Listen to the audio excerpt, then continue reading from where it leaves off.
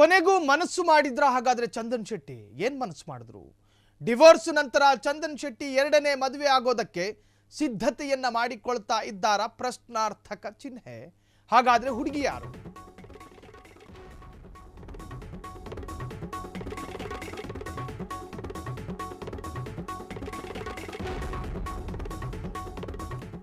Rap ಹಾಡಿನ ಮುಖಾಂತರ ಖ್ಯಾತಿ ಪಡೆದಿದ್ದ ಚಂದನ್ ಶೆಟ್ಟಿ ವೈವಾಹಿಕ ಜೀವನಕ್ಕೆ ಅಂತ್ಯ ಹಾಡಿದ್ರು. ಜೀವನದ ಜಂಜಾಟ ಸಾಕು, ಸಂಸಾರಿಯಾಗಿ ಬದುಕಿದ್ದು ಸಾಕು, ಇನ್ನೊಂದಷ್ಟು ದಿವಸಗಳ ಕಾಲ ಸಂಚಾರಿ ಆಗೋಣ ಅನ್ಕೊಂಡ್ರೋ ಏನೋ ಪಾಪ.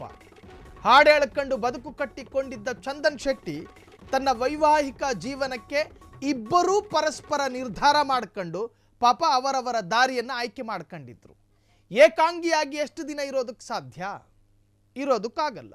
ಸಂಚಾರಿ ಒಂದೊಮ್ಮೆ ಸಂಸಾರಿ ಆಗಬೇಕು, ಸಂಸಾರಿ ಕೆಲವೊಮ್ಮೆ ಗ್ರಹಚಾರ ಕೆಟ್ಟರೆ ಸಂಚಾರಿನೂ ಆಗ್ತಾರೆ.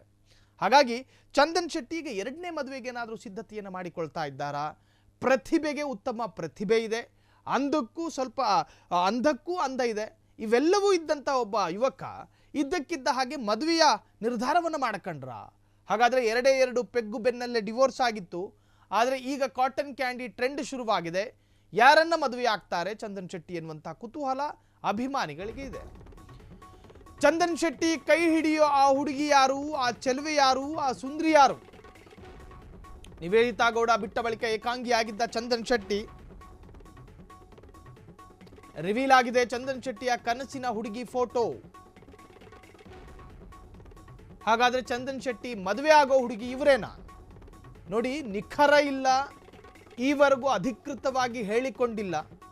ಈಕೆ ಚಂದನ್ ಶೆಟ್ಟಿಯ ಪ್ರೇಯಸಿ ಅಂತ ನಾವು ಕೂಡ ಎಲ್ಲೂ ಹೇಳಿಲ್ಲ. ಈಕೆ ಚಂದನ್ ಶೆಟ್ಟಿಯ ಗೆಳತಿಯೂ ಆಗಿರಬಹುದು, ಚಂದನ್ ಶೆಟ್ಟಿಯ ಬೆಸ್ಟ್ ಫ್ರೆಂಡೂ ಆಗಿರಬಹುದು.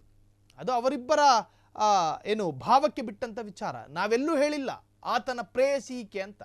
ಚಂದನ್ ಶೆಟ್ಟಿ ಎರಡನೇ ಮದುವೆಗೆ ನಿರ್ಧಾರ ಮಾಡ್ಕೊಂಡ್ರ ಅನ್ನುವಂತಹದ್ದು. ಒಟ್ಟಾರೆ ಏಕಾಂಗಿಯಾಗಿದ್ದಂತಹ ಚಂದನ್ ಶೆಟ್ಟಿ ಮದುವೆ ನಿರ್ಧಾರ ಮಾಡಿಕೊಂಡಿದ್ದಾರಾ ಅಂಥೇಳಿ ಕಾಮೆಂಟ್ನಲ್ಲೂ ಬೇರೆ ಬೇರೆ ರೀತಿಯಲ್ಲೂ ಕೂಡ ಜನ ಮಾತನಾಡ್ತಾ ಇದ್ದಾರೆ. ಈ ವಿಚಾರಕ್ಕೆ ಇನ್ನೂ ಕೂಡ ಕ್ಲಾರಿಟಿ ಸಿಕ್ಕಿಲ್ಲ.